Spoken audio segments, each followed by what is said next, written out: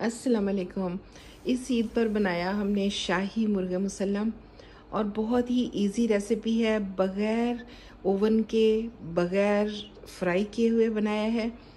तो जब इतनी आसानी से बन सकता है शाही मुर्गा मुसल्लम, तो मैंने सोचा कि आप लोगों के साथ इसकी रेसिपी क्यों ना शेयर की जाए, जो कि मुझे 100% यकीन था कि आप लोगों को बहुत पसंद आएगी और बहुत ही मज़े का बना।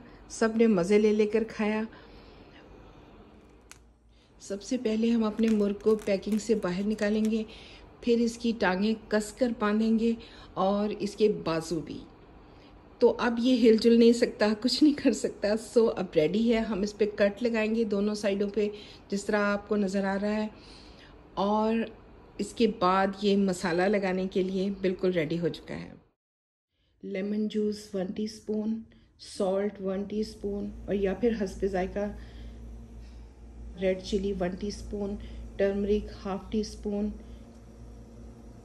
गरम मसाला 1 टीस्पून, ज़ीरा 1 टीस्पून, मेथी 1 teaspoon, black pepper 1/2 teaspoon, paprika 1/2 teaspoon, garlic 1 teaspoon, ginger 1 teaspoon, ज़ैफ़रॉन some threads, cloves 6, small cardamom 4।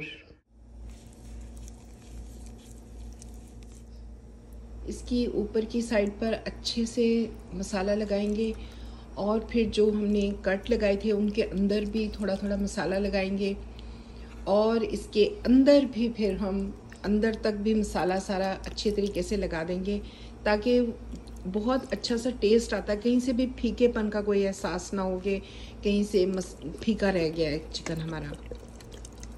Chicken को मैरिनेट करके एटलीस्ट 2 घंटे तो रखें, और अगर पूरी रात रखें तो फिर तो बहुत ही ज़बरदस्त टेस्ट आएगा।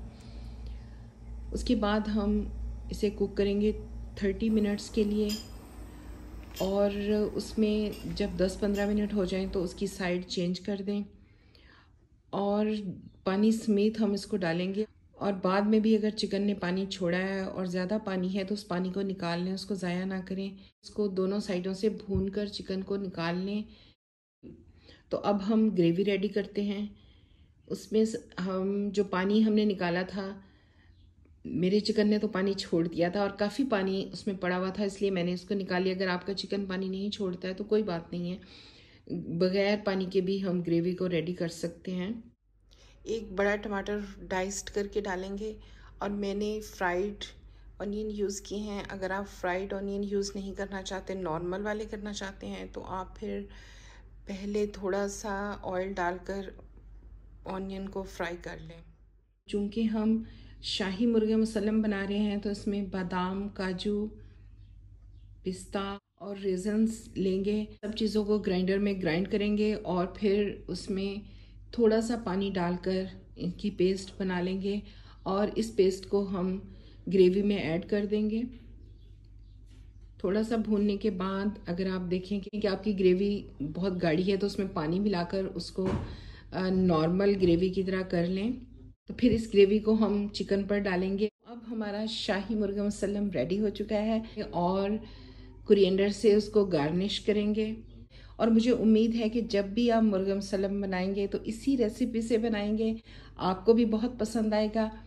कमेंट में मुझे बताएं कि आपको मेरी रेसिपी कैसी लगती हैं। इसी रेसिपीज़ के लिए मामा के चैनल को सब्सक्राइब कर लें। तो मिलते हैं नई वीडियो में। अल्लाह हाफ़िज़।